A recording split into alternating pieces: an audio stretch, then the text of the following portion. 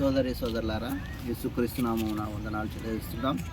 ఎక్కడైతే గాలిలో వినపడుతున్న దేవుడి మాటలు అక్కడంతా ఉన్న దేవుని ప్రజలందరికీ దేవుని ఆశీర్వాదంలో దీవెనలు ఎల్లప్పుడూ సదాకాలం తోడుగా ఉంటాయి. సరే, ప్రార్థన చేసుకొని దేవుని మాటలు విందాం. పరిశుద్ధ మా తండ్రి, నీ పాదంలో వందనాలు స్తోత్రం చెల్లిస్తున్నాం. ఆయన ప్రభా తండ్రి, మా కాలగతులు మీ చేతులుగా తండ్రి. ప్రభా తండ్రి, మమ్మల్ని పరిశోధించండి, పరీక్షించండి తండ్రి. దేశాన్ని, ప్రభుత్వాన్ని, ప్రజలను తండ్రి రక్షించుకోమని ప్రార్థిస్తున్నాం. చెడు ఆలోచనలు, చెడు తలంపులు, పాపశాపం నుంచి విడిపించమని ప్రార్థిస్తున్నాం. యుద్ధాలు, భూకంపాలు, జన నష్టం, ప్రజా నష్టం వాటిల్లకుండా సహాయం చేయమని ప్రార్థిస్తూ నేటి వాక్య అధ్యయన ఆశీర్వాదాలు నిండుగా ప్రసాదించమని యేసు నామమున ప్రార్థించి అడివేరుచున్నాం తండ్రి, ఆమేన్. సోదరులారా, దేవుని యొక్క పరిశుద్ధ లేఖనంలో ఈరోజు మనం ఆదికాండం 35వ అధ్యాయము 18వ వచనంలో మనం చదివినట్లయితే, ప్రాణం పోచున్న ఆమె మృతి పొందెను. ప్రాణం పోచుండగా ఆమె అతనికి పేరు బెన్నోని అని పేరు పెట్టాను. అతని తండ్రి అతనికి బెన్యామీన్ అని పేరు పెట్టాను. అట్లు రాహేలు మృతి పొంది బేతేలు అను ఎఫ్రాతా మార్గంలో పాతిపెట్టబడాను. యాకోబు ఆమె సమాధి ఒక స్తంభం కట్టించి దానికి ఆంది నేటి వరకు రాహేలు సమాధి స్తంభము. కాబట్టి మరి తాను ఒక సమాధి అక్కడ సమాధి చేసిన చూస్తున్నాం. మరి రాహేలు మరి కన్న కొడుకుని తాను ఎంతగానో ప్రేమించినాడు. తాను లేకున్నప్పటికీ మరి కొడుకు మీద ఎన్నలేని ప్రేమను తాను చూపించినట్టు ఉంది. కాబట్టి రాహేలు చనిపోయినాక కొడుకు మీద అపారమైన ప్రేమ పెట్టుకున్నట్టు మనం చూస్తుంటున్నాం. బెన్యామీను, యోసేపు ఈ ఇద్దరు కుమారులు రాహేలుకు పుట్టినట్టు మనం చూస్తుంటున్నాం. కాబట్టి సోదరులారా, 21వ వచనంలో, ఇజ్రాయేలు ప్రయాణమైపోయి మిగ్దల్ ఏదేరు కవతలున్న గుడారం వేసెను. ఇజ్రాయేలు ఆ దేశంలో నివసించినప్పుడు రూబేను వెళ్ళి తన తండ్రి ఉపపత్ని బిల్హాతో శయనించిన ఆ సంగతి ఇజ్రాయేలు విన్నప్పుడు యాకోబు కుమారులు 12. కాబట్టి ఇక్కడ మరి మిగ్దల్ ఏదేరును అవతలకు పోయినప్పుడు గుడారం వేసి ఉంటాడు. ఇజ్రాయిలు ఆ దేశంలో నివసించి ఉంటున్నారు.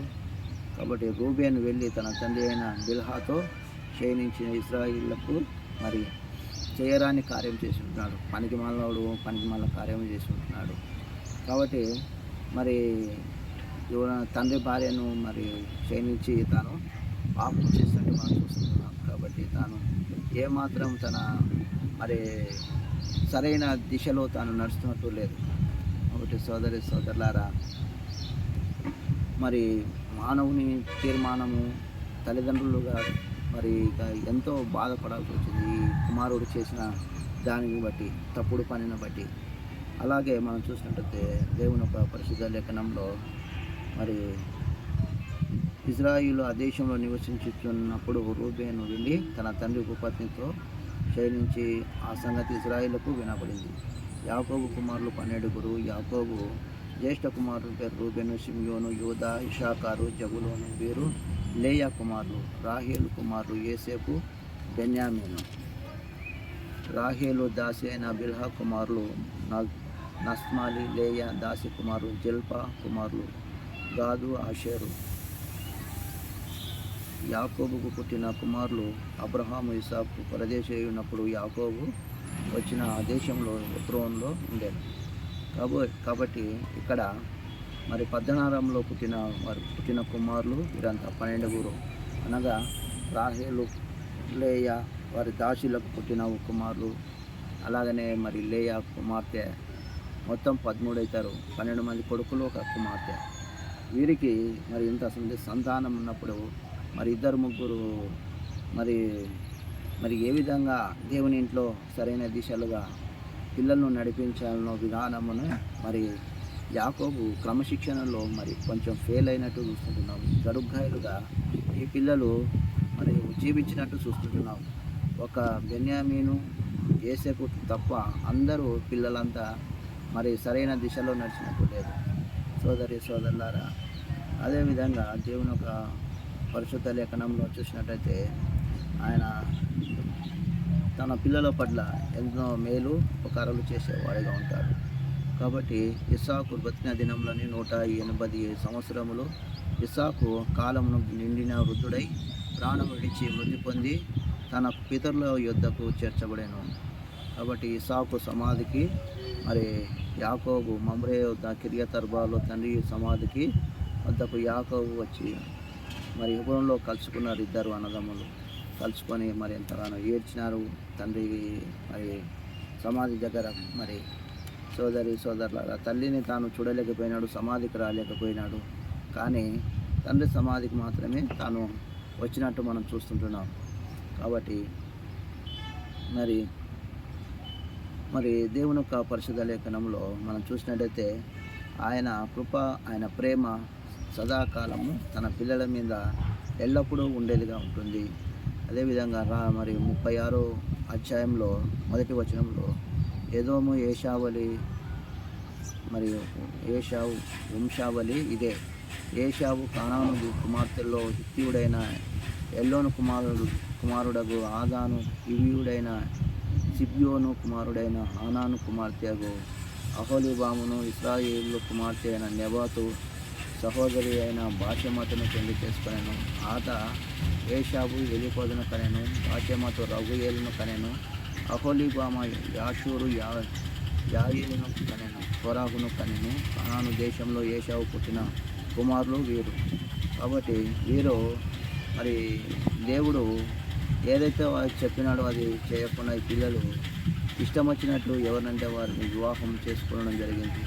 దేవుని నమ్మిన వ్యక్తులు, దేవుని మార్గంలో ఉన్న వ్యక్తులు, ఆయన అనుసరణ యోగ్యమైన జీవితాన్ని పిల్లలు తల్లిదండ్రులు నడిపించాల్సిన అవసరం ఉంది. ఇక్కడ మాత్రము మరి ఇస్మాయిలు కుమార్తెను చేసుకున్నట్టుంది. అలాగనే చూసినట్టయితే మరి అహోలీబామ మరి హివ్వీయురాలుగా చూస్తుంటున్నాం. అలాగనే బాషెమతు అలాగనే చూసినట్టయితే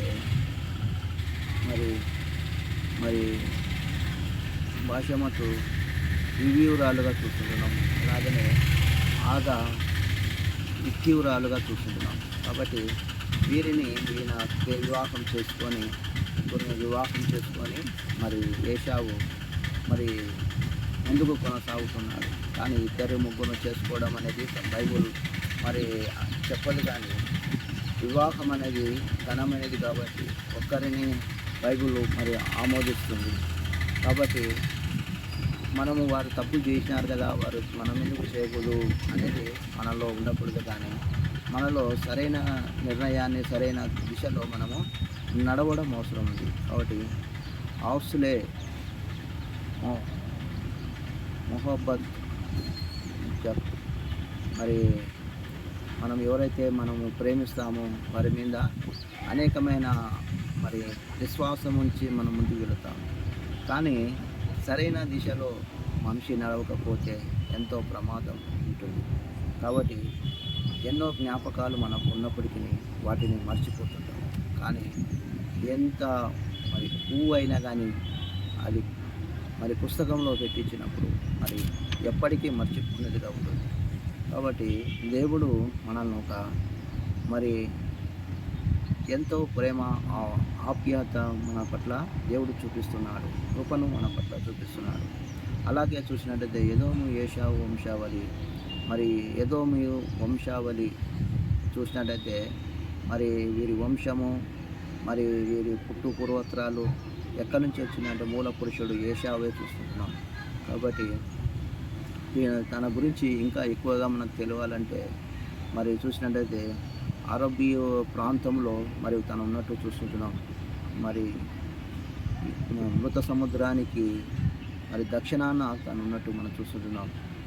పెట్రా అనే ప్రాంతంలో తాను మరి ఏషావు ఎదోములో ఉన్నట్టు మనం చూస్తున్నాం. సోదరులారా, అలాగనే యెషయా గ్రంథం, ఇర్మియా, హెజ్కేలు, ఓబద్య మరి ఆ గ్రంథాల్లో మరి చూసినట్టయితే ఏషావు గురించి ఎన్నో విషయాలు ఇంకా మనకు బయటకు వస్తుంటాయి. కాబట్టి ఎంత మరి అసభ్యంగా, ఎంత దేవునికి వ్యతిరేకంగా తాను మరి ఒక లక్షలాది మంది ఎదోమీయులను కనడానికి తాను ప్రతి ఒక్కడు ఒక ఏషావు తయారైపోయాడు. అంటే తన ప్రవక్తనే తన మాదిరిగానే తన వంశావళి ఎదుగుతూ వచ్చింది. కాబట్టి ఏషావు అంత భయంకరంగా తన క్రీడాకారుల్లో తను ఎంతగానో తన మరి తన సంతోషం, తన ఆనందాన్నే వెతికాడు కానీ కుటుంబం ఏంది, పిల్లలు ఏంది, తన బాధ్యతలు ఏంది తను వెతకలేదు. ఎంతసేపు నేను బాగున్నానా, నా కుటుంబం అనేది తన ఆలోచన లేదు. ఎంజాయ్ చేసినాడా, పోయినామా, మరొక చోట ప్రశాంతంగా ఉన్నామా లేదా అనేది ఆలోచిస్తుంటుంటాడు. కాబట్టి అటువంటి వంశావళి ఈ ఏషావుది అని చూస్తుంటున్నాం. కాబట్టి మరి అదేవిధంగా దేవుడు మరి అటువంటి వ్యక్తిని దేవుడు ఏం చెప్తున్నాడంటే మనిషి జీవితాన్ని సరైన విధంగా ఉండడము అవసరమై ఉంటుంది. కాబట్టి ఉపధ్యాయ గ్రంథం 1వ అధ్యాయము 3-4 వచనాల్లో చూసినట్లయితే, అత్యున్నతమైన పర్వతం మీద ఆసనుడవు ఉండి కొండల సందుల్లో నివసించువాడా, నన్ను క్రిందికి పడద్రోయు వాడేవాడు అనుకొనువాడా, నీ హృదయపు గర్వముతో చేత నీవు మోసపోతివి. పక్షిరాజు గూడంతా ఎత్తుగా నీ నివాసం చేసుకొని నక్షత్రము నీవు దానిని కట్టినను అక్కడ నుండి నేను కింద పడవేసేదను. ఇదే యెహోవా వాక్కు. కాబట్టి నక్షత్రములంత పైన కట్టుకున్నా కానీ నిన్ను కిందికి పడవేస్తాను అంటూ ఏషావు గురించి కొన్ని విషయాలు అక్కడ మనం చూసుకుంటున్నాం సోదరులారా. కాబట్టి దేవుడు మరి మనల్ని ఎంత మరి హెచ్చించి తన బిడ్డలను ఎంత పైకి ఉంచాలనుకున్నప్పుడు ఆయన చెప్పినట్టు మనం నడవడము, ఆయన చెప్పినట్టు జీవించడము అవసరమై ఉంటుంది. అదేవిధంగా దేవుని యొక్క పరిశుద్ధ లేఖనంలో మరి ఇక్కడ చూసినట్లయితే వారు ఏషావు తన భార్య అయిన తన కుమారులను, కుమార్తెలను, ఇంటి వారిని అందరినీ, తమ మందలను, తన సమస్త పశువులను తాను కానాను దేశంలో సంపాదించిన అంత యావదాసుని తీసుకొని తన తమ్ముడైన యాకోబు ఎదుటి నుండి మరి ఒక దేశమునకు వెళ్ళిపోయాను. వారు విస్తారమున సంపద గలవారు కనుక వారు కలిసి నివసింపలేకపోయి, వారి పశువులు విశేషమైనందున వారు ప్రదేశులై ఉండి భూమి మీద వారిని భరింపలేకపోయాను. అప్పుడు ఏషావు షేయీరు మాన్యములో నివసించెను. ఏషావు అనగా ఎదోము. కాబట్టి మరి ఎదోము వంశావళిగా తను మరి ఎదుగుతూ వచ్చాడు. అబ్రహాము మరి లోతు మనం చూస్తుంటున్నాం. వారు నివసించలేరు అనగా వారికి కూడా గొర్రెలు మందలు ఉన్నాయి కాబట్టి వారు కలిసి నివసించలేము కనుక నువ్వు ఉత్తరానికి వెళ్తే నేను దక్షిణానికి వెళ్తాను, నువ్వు దక్షిణానికి వెళ్తే నువ్వు ఉత్తరానికి వెళ్తాను, పరమటకు వెళ్తా అని ఒకరికొకరు తీర్మానం చేసుకొని వెళ్ళిపోయినారు. అలాగే తాను కూడా మరి ఏదైతే సంపాదించినాడో కానాన్లో తను యావదాస్తిని తీసుకొని తను బయలుదేరుతూ మరొక చోటికి వారి పశువులు వాళ్ళ మందలను బట్టి తను ప్రయాణమై వెళ్ళిపోతున్నట్టు చూస్తుంటున్నాం. అలాగే మనం చూసినట్లయితే మరి షేయీరు మాన్యంలో నివసించి ఎదోమీయుల తండ్రి అయిన ఏషావు వంశావళి ఇదే. ఏషావు కుమారుల పేర్లు ఇవే. ఏషావు మరి గురించి ఇక్కడ చూస్తుంటున్నాం. కాబట్టి సోదరులారా 15వ వచనంలో మరి ఏషావు కుమారులలో వీరు నాయకులు. ఏషావు ప్రథమ కుమారుడైన ఎలీఫజు కుమారుడు తేమాను నాయకుడు, ఓమారు నాయకుడు, సెపో నాయకుడు, కనాజు నాయకుడు. కాబట్టి కోరాహు నాయకుడు, గాంతు నాయకుడు, అమాలేకీయులకు నాయకుడు. కాబట్టి వీరు అమాలేకీయుల ద్వారా మరి ఏషావు వంశావళి ఎదుగుతూ వచ్చింది. వారు మరి జాతులు మూల పురుషులుగా మరి ఏషావుగా మనం చూస్తూ ఉంటున్నాం. వీరి వంశావళిని గుర్తుపట్టడానికి మనకొక మరి విషయం చూస్తూ ఉంటున్నాం.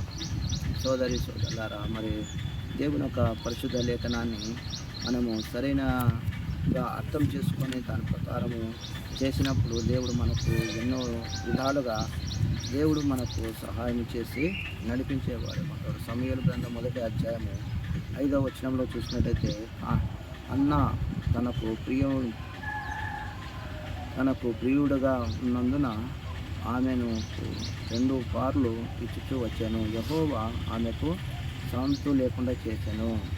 యెహోవా ఆమెకు సంతు లేకుండా చేసినందున హేతువును బట్టి ఆమె వైరి ఇగో పెనిన్నాను ఆమెను విసిగించుంటాయి, ఆమె కోపము పుట్టించగాయను. కాబట్టి అన్నకు ఇక్కడ పిల్లలు లేనట్టు మనం చూస్తున్నాం. మరి ఎంతగానో తాను ప్రార్థించగా దేవుడు ఆమెకు సంతానాన్ని ప్రాప్తిని కలిగజేసినాడు. అలాగే మరి ఇక్కడ మరి ఏషావు మరి తన జీవితాన్ని, తన ప్రవర్తనను, తన నడవడిని సరైన దిశలో నడిపించడము అవసరమై ఉంటుంది. అలాగనే 40 వచనం నుంచి చూసినట్టయితే దేవుని యొక్క పరిశుద్ధ లేఖనంలో 31వ వచనంలో, మరియు ఏ రాజైనను ఇశ్రాయేలు మీద రాజ్యపు పరిపాలన చేయక మునుపు ఎదోము దేశంలో రాజ్య పరిపాలన చేసిన రాజు అనగా పరిపాలించిన శాఖలు మరి వంశావళులు చూసినట్టయితే 40 వచనం నుంచి, మరియు వారి వంశముల ప్రకారము వారి వారి స్థలముల్లో వారి వారి పేర్ల చొప్పున ఏశావు సంతానపు నాయకుల పేర్లు ఏవనగా తిమ్నా నాయకుడు, హల్వా నాయకుడు, ఎత్తేలు నాయకుడు, అహోలీబా నాయకుడు, ఎల్లా నాయకుడు, కినోరు నాయకుడు, కనజు నాయకుడు, తేమాను నాయకుడు, ఎస్బాల్ నాయకుడు, మిగిద్దోలు నాయకుడు, ఆరాము నాయకుడు. వీరు తమ స్వాస్థ్యంలో దేశము అంతటా నివాస స్థలములకు ప్రకారము ఎదోమీల నాయకులు. ఏశావు ఎదోమీయులకు మూల పురుషుడు. కాబట్టి మూల పురుషుడకు మరి ఏశావే చూస్తుంటున్నాం. కాబట్టి ఏశావు తర్వాతనే వీళ్ళంతా వచ్చినట్టు మనం చూస్తుంటున్నాం. సోదరి సోదరులారా, మరి దేవాతి దేవుడు, కృపగల దేవుడు, శాంతి గల దేవుడు, ప్రజలందరి కొరకై ప్రాణం పెట్టి తిరిగి లేచిన దేవుడు, ప్రజల్ని రక్షించే దేవుడు మనకుండగా మనం ఏదో ఆలోచన చేసి ఏదో మనం చింతించి మనము దేవునికి దూరం అయిపోకూడదు. ఏశావు కదా దేవునికి దూరమైనట్టు, మరి యాకోబును ప్రేమించను, ఏశావును ద్వేషించాను అన్నట్టు మనం మరి కొంతమంది చాలామంది అందంగానే కనబడతారు, కానీ వారి హృదయం దేవునికి దూరంగా ఉంటుంది. వారు చూస్తే మరి ఇంత అందంగా ఉన్నారు కదా అనిపిస్తుంది. సోదరి సోదరులారా, మనము అందాన్ని కాదు దేవుడు చూసేది, మనసు సరిగా ఉండాలి అనేది దేవుడు చూస్తాడు. ఫిలిప్పీ పత్రిక 4వ అధ్యాయంలో మరి 8వ వచనం చూసినట్టయితే ఇక్కడ మరి దేవుని యొక్క పరిశుద్ధ లేఖనంలో, మరి మెట్టుకు సహోదరులారా, మేము యోగ్యతను మెప్పును ఉండిన ఎడల ఏవి సత్యమైనవో, ఏవి మాన్యమైనవో, ఏవి న్యాయమైనవో, ఏవి పవిత్రమైనవో, ఏవి రమ్యమైనవో, ఏవి ఖ్యాతి గలవో వాటి మీద ధ్యానం ఉంచండి. కాబట్టి ఏది ముఖ్యమైనవి, ఏది ఖ్యాతి గలది, ఏది మరి దాని మీద ధ్యానం ఉంచకుండా ఏదో వేస్ట్ దాని కొరకు వెంబడించుతారు. ఈ రోజున చాలామంది నాడు నేడు యువత ఆ విధంగా ఉన్నారు. మరి ముఖ్యమైన దాన్ని వెంబడిస్తే, ముఖ్యమైన దాన్ని మరి కలిగి ఉంటే ఎన్నో టీచింగ్, ప్రీచింగ్, హీలింగ్, దుష్టాత్మలు వెళ్ళగొట్టి రక్షణ పొంది మనం ఎన్నో గొప్ప కార్యాలు చేసేవారుగా ఉంటాం. కాబట్టి మీరు మనుషులు పట్టే జారుడుగా చేస్తానని పేతురు యోహానులకు చెప్పిన దేవుడు, పౌలు విద్యావేత్తను రక్షించిన దేవుడు, తన ద్వారా ఎంతో సేవ జరిగించినవాడు. అలాగనే మరి ఆమోసు మరి ఒక రైతు బిడ్డను తనను ఏ విధంగా మరి గొప్పగా తను వాడుకుంటూ వచ్చాడు. యోబు ధనికుడైన ఆసామిని అయినప్పటికీ తాను కూడా దేవునికి లోబడినప్పుడు ఎన్నో విషయాలు మరి చేస్తూ వచ్చినట్టు మనం చూస్తుంటున్నాం. కాబట్టి సోదరి సోదరులారా, ఆయన మన జీవితంలో గొప్ప కార్యాలు చేసిన దేవుడు, మనం నడిపించే దేవుడు, మనను కాపాడే దేవుడు. కాబట్టి ఏదో విధంగా చూసినట్లయితే 37వ అధ్యాయంలో 1వ వచనంలో మనం గమనించినట్లయితే అక్కడ 2వ వచనం, యాకోబు తన తండ్రి ప్రదేశిగా ఉండిన కనాను దేశంలో నివసించెను. యాకోబు వంశావళి ఇదే. యోసేపు 18 ఏళ్ల వాడై తన సహోదరులతో కూడా మందను మేపుతూ ఉండెను. అతడు చిన్నవాడే తండ్రి భార్య అయిన బిల్హా కుమారుల యొద్దను, జిల్పా కుమారుల యొద్దను ఉండెను. అప్పుడు యోసేపు వారి చెడుతనమంతయు చూసి సమాచారం వారి తండ్రికి యొద్దకు తెచ్చి ఉండెను. కాబట్టి మరి యాకోబును ఎంతగానో మరి తండ్రి యోసేపును ప్రేమించినాడు. ఎన్నో విషయాలు మరి అన్నోళ్ళు వారు చేస్తున్న పనులను గురించి, చెడుతనమంతని మరి తండ్రికి తెలియజేస్తూ వచ్చాడు. కాబట్టి ఎంతగానో మరి వాళ్ళలో కలహము, అసూయ, ద్వేషం ఉంది. కాబట్టి బెన్యామీను అలాగనే మరి యోసేపు మాత్రమే మరి రాహేలుకు పుట్టిన కుమారులుగా చూస్తున్నాం. సోదరి సోదరులారా, మరి ప్రేమ మరి వారిలో ఉండేది పోయి కలహాన్ని నింపుకున్నట్టు చూస్తుంటున్నాం. కాబట్టి యేసుక్రీస్తు ప్రజలందరి కొరకు ప్రాణం పెట్టి తాను ఎటువంటి ప్రేమను చూపించాడో అనేక విషయాలు మరి 30 రకాల మరి యేసు ప్రభుకు మరి యేసేపుకు ఉన్న మరి మోడల్స్ని గురించి చూస్తుంటాం. అంటే ఏ విధంగా మరి యేసేపు మరి దేవునికి విధేయతగా జీవించినాడో, తండ్రికి విధేయత చూపించినాడో, అలాగే యేసు ప్రభువుగా అనేకమైన విధానంలో మరి యేసేపును మరి మరి తానుగా చేస్తూ ఉంటున్నాడు. కాబట్టి మరి 30 విషయాలు మనం పోలికలు చూడవచ్చు. కాబట్టి సోదరి సోదరులారా, అవి రాబోయే మరి పాఠాల్లో మనము చూసుకుంటున్నాం. అదేవిధంగా యేసేపు మరి దేవుడు తనను ఆశీర్వదించినాడు, తనను దీవించినప్పటికీ మరి తాను ఏ విధంగా తండ్రికి విధేయత చూపించి ముందరికి నడవాలా, ముందరికి తనను ఒక రాబోయే దినాల్లో దేవుడు తనను రాజును చేయబోతున్నాడు. అంటే తాను ప్రతిదీ తండ్రికి చెప్తున్నాడు. తండ్రికి తెలియజేసినప్పుడు కొన్ని తండ్రి నమ్ముతున్నాడు, కొన్నిని ఇది ఎలా జరుగుతుంది అనే ఒక సందేహం తనలో ఉండిపోయింది. కాబట్టి మరి దేవుడు కృపగలవాడు, ప్రేమ గలవాడు. అలాగే 37వ అధ్యాయంలో 3-4 వచనం చూసినట్టయితే, మరియు యేసేపు ఇశ్రాయేలు వృద్ధాపమందు పుట్టిన కుమారుడు గనుక తన కుమారుని కంటే ఎక్కువగా అతని ప్రేమించి అతని కొరకు విచిత్రమైన నిలుపుటంగిని పుట్టించాను. అతని సహోదరులు తమ తండ్రి అతనికి తమ కంటే ఎక్కువగా ప్రేమించుట వలన చూసినప్పుడు అతని మీద పగపట్టి అతని క్షేమ సమాచారమైనను అడగలేదు. కాబట్టి ఒక ఇంట్లో మరి కొంతమందిని ఒక రకంగా, కొంత పిల్లల్ని ఇంకొక రకంగా ప్రేమించేవారు ఉంటారు. కాబట్టి అటువంటి ఉద్దేశము, అటువంటి తలంపులు మానవులు మనము పిల్లల పట్ల అటువంటి ప్రేమను చూపించవచ్చు. సమాధానం అందరి పట్ల ఒకే మరి ప్రేమ కలిగి ఉండాలి. మరి తండ్రి గారు యాకోబు మరి రాహేలు గారాబు పట్టి కనుక మరి తన కొడుకుని అంతగా ప్రేమించి తనకు నిలువుటంగి కుట్టించినాడు. మిగతా పిల్లలకి అటువంటి ప్రేమ చూపించలేదు. అందుకోసం వారిలో ద్వేషము, అసూయ ఏర్పడినట్టు చూస్తున్నాం. కాబట్టి సోదరి సోదరులారా, ఈ శ్రమల్లో మనకెన్నో పాఠాలు మన జీవితంలో నేర్చుకుంటున్నాం. కాబట్టి విద్య మరి దేవుడు మనకు మరి ఎన్నో ఉపోద్ఘాతములు, ఎన్నో విషయాలు దేవుడు నేర్పించినప్పుడు వాటి పట్ల మనము మరి సదుర్భావం కలిగి ఉండాలా. మరి నిత్య జీవం కొరకై మనం ఎదురు చూసే వారిగా ఉండాలా. కాబట్టి మరి దేవుడు మనకు మాట్లాడిన విధానంగా గులాబ్ జైసే గులాబ్ లగ్తే హో, మరి